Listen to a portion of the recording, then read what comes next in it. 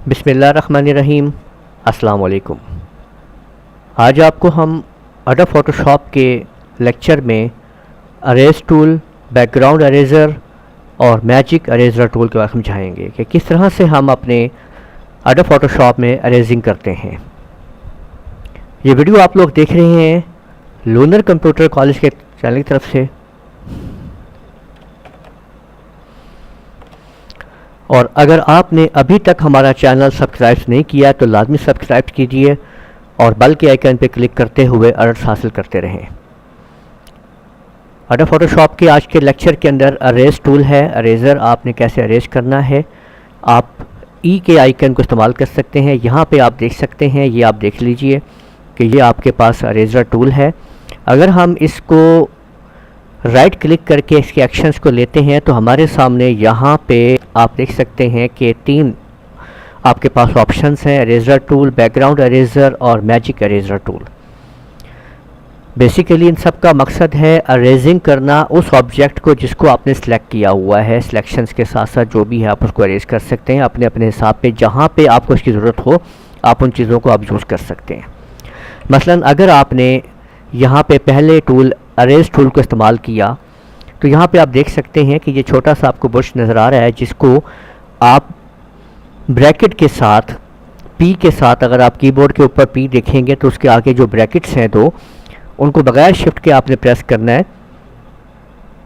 तो अगर आप जो है वो ब्रैकेट, बंद ब्रैकेट को अगर आप प्रेस करेंगे तो देखें आप ब्रश जो है वो साइज़ बढ़ाते जाएंगे, और दूसरी जो पी के साथ वाली ब्रैकेट है उसको आप प्रेस करेंगे तो आप ब्रश के साइज़ को कम करते जाएंगे। तो याद रखिए कि किसी भी ऑब्जेक्ट, किसी भी ब्रश साइज़ या किसी भी चीज़ को बढ़ाने के लिए, ब्रश साइज़ को बढ़ाने के लिए एडोब फ़ोटोशॉप के अंदर आप इन्हीं टूल्स को यूज़ करते हैं, इन्हीं 2 कीज़ को इस्तेमाल करते हैं, दोनों ब्रैकेट्स को। तो देखिए अगर हमने अरेज करना है किसी भी चीज़ को, ब्रश का साइज़ हमने एडजस्ट कर दिया है, जहाँ पे हम इसको फेरना शुरू कर देंगे तो वहाँ पे हम उन चीज़ों को अरेज करना शुरू कर देंगे। ये देख सकते हैं कि आपने वो ऑब्जेक्ट, वो तमाम चीज़ें अरेज होना शुरू हो गई हैं। आप देखते जाएं, जहाँ जहाँ पे हम उसको फेरते जाएंगे वो अरेज करता जाएगा। तो इसी तरह से आपने, ये हमारे पास जो है आपने देखा कि इस तरह से हमने अरेज टूल को यूज़ किया कि हम जिस ऑब्जेक्ट के ऊपर उसको रख के क्लिक कर देंगे तो वो उसी तरह से उसको जो है वो हमारे पास अरेज करना शुरू कर देगा। ये देख लीजिए, मैं इसको कंट्रोल Z करके मैंने वापस ले आया हूँ। और ज़्यादा जब आपने एक्शन वापस रिपीट करने होते हैं तो फिर आपने कंट्रोल Alt Z प्रेस करना होता है, कंट्रोल Alt Z, ठीक है। अंडू जो है वो कंट्रोल Alt Z जो है वो आपने लेना होता है। तो कंट्रोल Alt और Z आप प्रेस करते जाएंगे तो वो आपको वो अंडू ज़्यादा होते जाएंगे। इसी तरह से इसके अंदर आप बैकग्राउंड अरेज़र को अगर आप देखेंगे तो आप यहाँ पे देखें कि एक प्लस का साइन बन जाएगा। आपने अगर यहाँ पे अगर मैं देखें क्लिक करता हूँ तो ये इसने क्या किया है, देखें कि बैकग्राउंड अरेज कर दिया है पर टूल अरेज नहीं किया है, यानी जो लिखा है वो अरेज नहीं हुई है।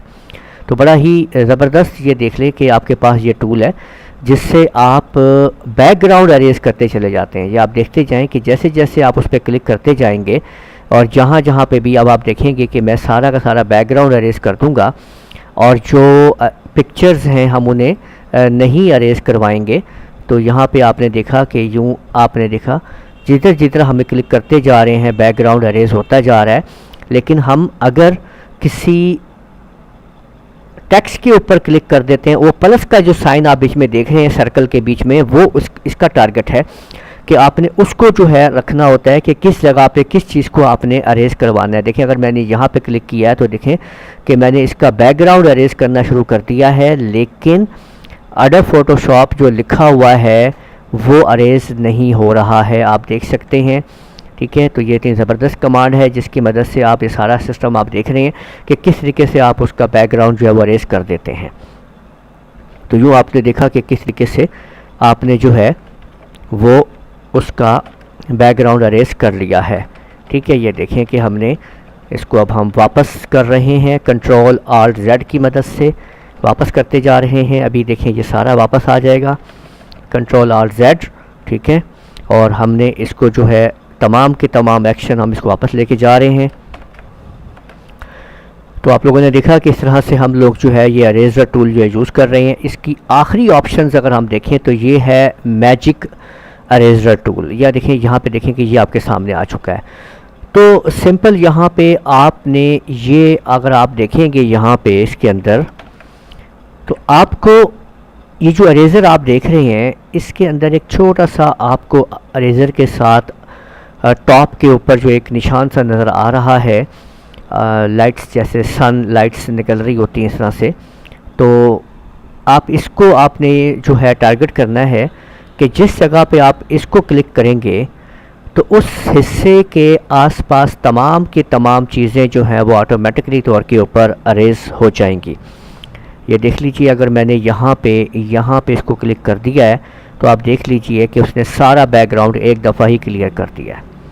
तो ये आपने देखा कि ये आपके पास जो है ये मैजिक अरेजर टूल है, ये वाला हमने यूज़ किया। और इसके इस आइकन को जो यहाँ पे आप देख सकते हैं, इस जगह पे जो ये वाला जो आइकन आप देख रहे हैं, यहाँ पे जो छोटा सी पिक्चर आपको नज़र आ रही है, ठीक है, ये वाली जिसको हमने दायरा सा बनाया हुआ है, अगर आप इसको आपने फोकस करना है जिस जगह पे, और जिस जगह का आपने उतारना है, आपने जिस जगह को आपने वो सिलेक्ट करना है। अब देखिए, अगर इस क्योंकि अब यहाँ पे आप देख सकते हैं कि जो पिक्चर है, जो हिस्सा बैकग्राउंड के साथ मिला हुआ होगा वो ऑटोमेटिकली इस टूल के ज़रिए, मैजिक अरेज़र टूल के ज़रिए जो है वो क्लियर हो जाएगा। यहाँ पे देखें, जैसे मैंने यहाँ पे क्लिक किया तो आप देख सकते हैं कि उसने क्या किया है कि जहाँ पे उसको वो मिल रहा है क्लियर होता जाएगा। जहाँ अगर हमने मज़ीद इसको हम करेंगे तो इस तरह से आप देख सकते हैं कि हमने